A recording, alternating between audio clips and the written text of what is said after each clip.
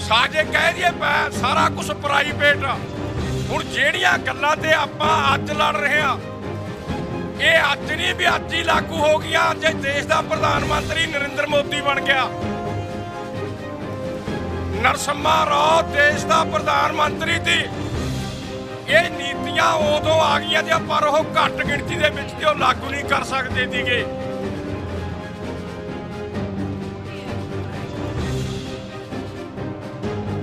मेरे को 18 बयान मनमोहन सिंह दे कट्टे पे ने। वो बयान दे विच की कहंदा सी, जिथे बोलदा सी बंदा बोलदा ही नहीं सी। वो जदों बोलदा सी एक गल कहंदा सी, सानू कौड़ा कुट पीना पऊगा।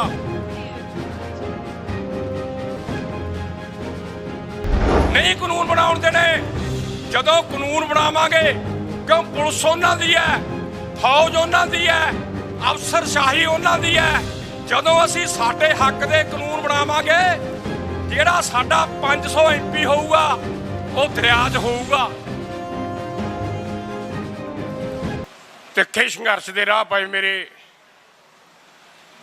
किसान वीर, मजदूर वीर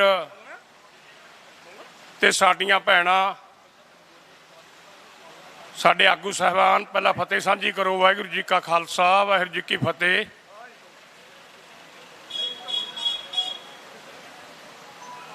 अंदोलन दिल्ली दी हदां ते 7 महीने पूरे करन जा रहा है, पर हजे चाचा जी सिंह नूं 2 महीने घट ने।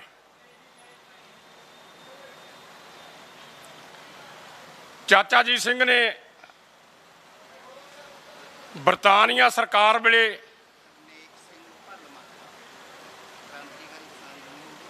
9 महीने लगातार अंदोलन चलाया सीगा ते अपनियां बरतानिया सरकार तो उस मौके दियां मंगां बरतानिया सरकार नूं मनणियां पईयां दियां। चौधरी साहब बहुत लंबी चौड़ी गल करके गए ने देश की आज़ादी बारे। कई बार सानू हिंदी समझ घट आउंदी है। इन्हां ने कहा भी भगत सिंह होरी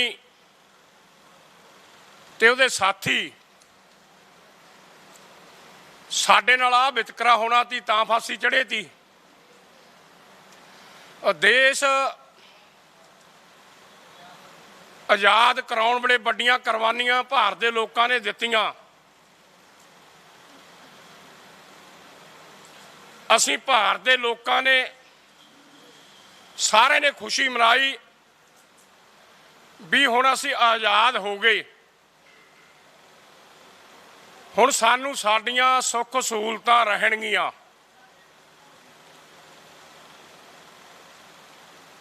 क्यों दुनिया दे विच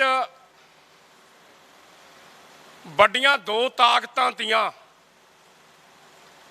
जदों दोने ताकतां पूरियां आपदे विच कामयाब रहियां तां दूसरे देशां दे लोकां नूं उन्हां ताकतां तो दूजे देशां दी लीडरशिप उन्होंने डरदी कह दी है तो कुछ आपदे लोकां नूं सहूलतां दित्तियां। मैं तुहानूं थोड़ा जिहा मगर ले जाना चाहुंदा। भारत आज़ाद होया, अमन चैन आज़ाद होया,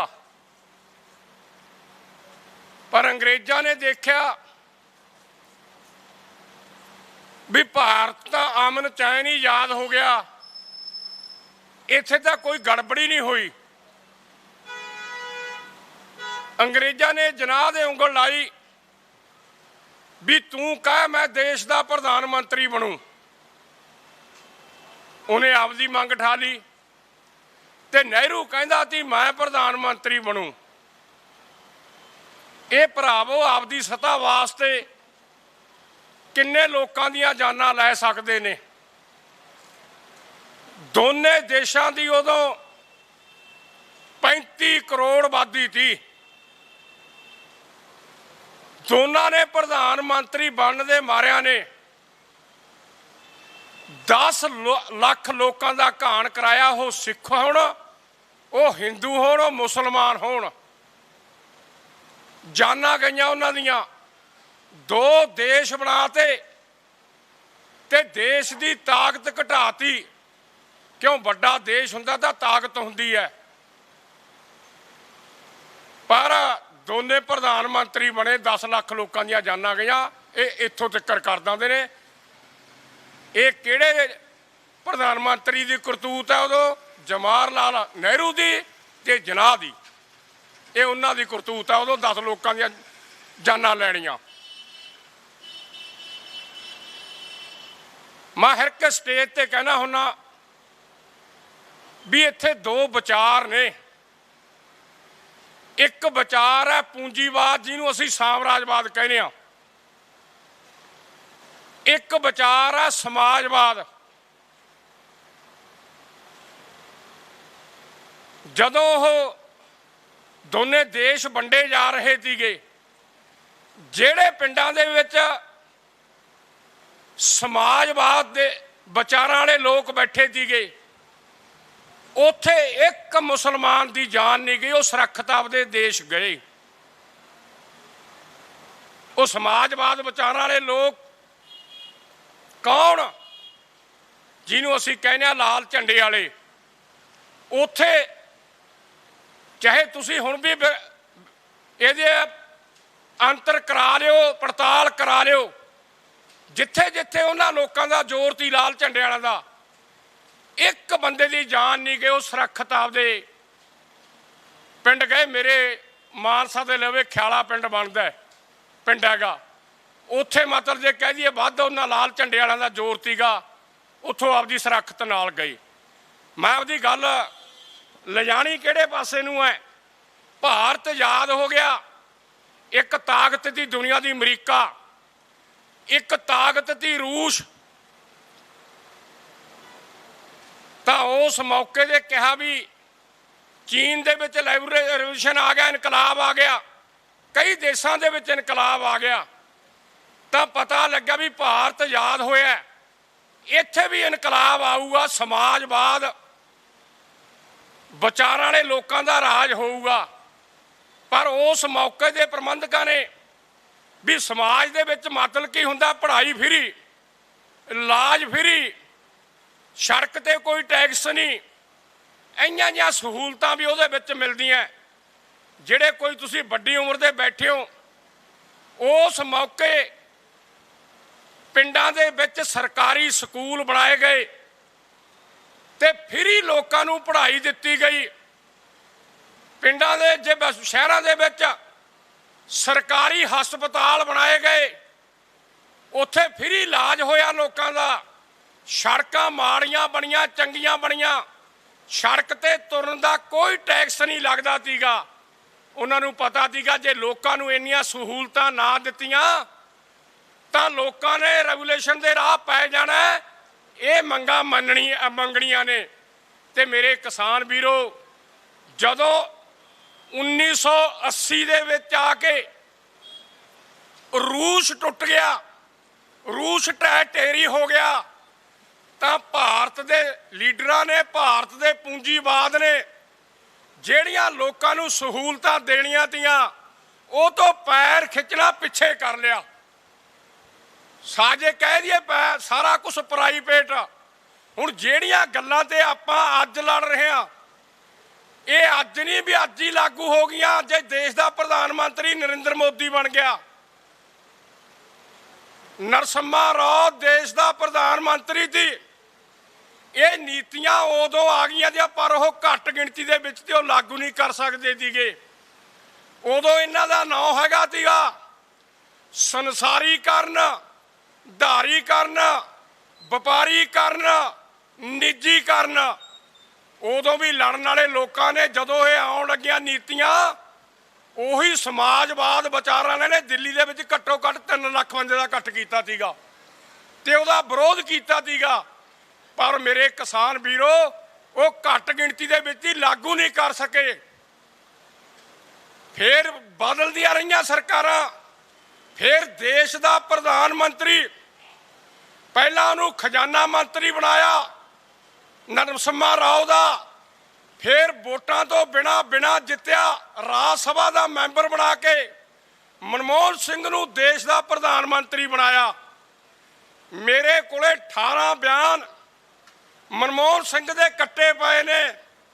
ਉਹ ਬਿਆਨ ਦੇ ਵਿੱਚ ਕੀ ਕਹਿੰਦਾ ਸੀ? ਜਿੱਦੇ ਬੋਲਦਾ ਸੀ ਅਬਲ ਤਾਂ ਬੋਲਦਾ ਹੀ ਨਹੀਂ ਸੀ। ਉਹ ਜਦੋਂ ਬੋਲਦਾ ਸੀ ਇੱਕ ਗੱਲ ਕਹਿੰਦਾ ਸੀ, ਸਾਨੂੰ ਕੌੜਾ ਘੁੱਟ ਪੀਣਾ ਪਊਗਾ। ਇੱਕ ਤਾਂ ਉਹ ਇਹ ਗੱਲ ਕਹਿੰਦਾ ਹੁੰਦਾ, ਇੱਕ ਉਹ ਕਹਿੰਦਾ ਹੁੰਦਾ ਕਿਸਾਨਾਂ ਨੂੰ ਆੜ੍ਹਤੀਆਂ ਨੇ ਲੁੱਟ ਕੇ ਖਾ ਲਿਆ। ਉਹ ਸਾਡੇ ਦਿਮਾਗਾਂ 'ਚ ਬਹਾਉਂਦੇ ਸੀਗੇ। ਠੀਕ ਹੈ, ਆੜ੍ਹਤੀਆਂ ਨੇ ਖਾਧਾ, ਕਿੰਨਾ ਕੁ ਖਾਧਾ ਉਹ ਅਸੀਂ ਸਾਰਾ ਕੁਝ ਜਾਣਦੇ ਹਾਂ। ਇਹ ਬਿਆਨ ਦਿੰਦਾ ਜਦੋਂ ਕਮਜ਼ੋਰ ਸੀ, ਕੌੜਾ ਘੁੱਟ ਪੀ ਨਹੀਂ ਸਕਿਆ, ਇੱਕ ਘੁੱਟ ਪੀਤਾ ਉਹਨੇ। ਜਦੋਂ ਇੱਥੇ ਕਿਹਾ ਵੀ ਪਰਮਾਣੂ ਸਮਝੌਤਾ ਲਾਗੂ ਕਰੋ, ਤੇ ਜਦੋਂ ਪਰਮਾਣੂ ਸਮਝੌਤੇ ਦੀ ਗੱਲ ਆਈ ਤੇ ਫਿਰ ਮੇਰੇ ਵੀਰ ਕਿਸਾਨ ਵੀਰੋ ਰੌਲਾ ਪੈਣਾ ਜੀ ਇਸ ਗੱਲ ਦਾ। ਕਿਉਂ? ਜਿਹੜੇ ਸਮਾਜਵਾਦ ਵਿਚਾਰਾਂ ਵਾਲੇ ਸੀਗੇ ਉਹਨਾਂ ਦੇ 32 ਐਮਪੀ ਸੀਗੇ ਤੇ 32 ਐਮਪੀਆਂ ਦੇ ਸਿਰ ਤੇ ਮੈਨੂੰ ਪੱਕੀ ਗਿਣਤੀ ਦਾ ਨਹੀਂ ਪਤਾ ਕਿੰਨੀ ਸੀ ਅਜੇ, ਉਹਨਾਂ ਦੇ ਸਿਰ ਤੇ ਮਨਮੋਹਨ ਸਿੰਘ ਦੀ ਸਰਕਾਰ ਖੜੀ ਸੀ। ਤੇ ਮਨਮੋਹਨ ਸਿੰਘ ਨੂੰ ਪਤਾ ਸੀ ਵੀ ਜੇ ਮੈਂ ਪਰਮਾਣੂ ਸਮਝੌਤਾ ਲਾਗੂ ਕਰੂੰਗਾ ਤਾਂ ਕਾਮਰੇਡਾਂ ਨੇ ਹਮਾਇਤ ਵਾਪਸ ਲੈ ਲੈਣੀ ਹੈ। ਫਿਰ ਉਹਨੂੰ ਮਨਾਇਆ ਕਿਵੇਂ?